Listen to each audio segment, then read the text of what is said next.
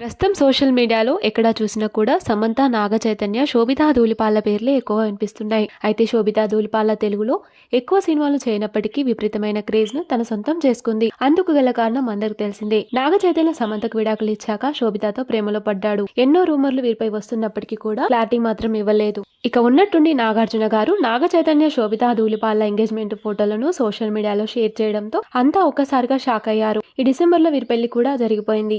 అక్కినేని ఇంటి కోడలై నెల రోజులు కూడా కాకముందుకే అక్కినేని ఫ్యామిలీకి అదే విధంగా అభిమానులకు షాక్ అయ్యేలా సోషల్ మీడియాలో ఒక పోస్ట్ షేర్ చేసింది శోభిత.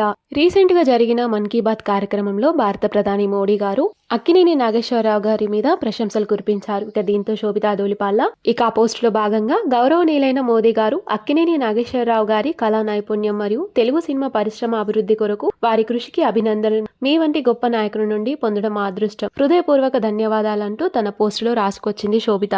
ఇక ఈ పోస్టును చూసి నాగ చైతన్య కూడా షాక్ అయ్యాడనే చెప్పాలి. ఎంతలా అంటే శోభిత పెట్టిన పోస్టును రీపోస్ట్ చేసేంతలా. శోభిత పోస్ట్ చూసిన పలువురు నెటిజన్లు మాత్రం నీకు మ్యారేజ్ అయ్యి 1 month కూడా అవ్వట్లేదు కానీ గొప్ప కోడలిగా అవతారం ఎత్తావు.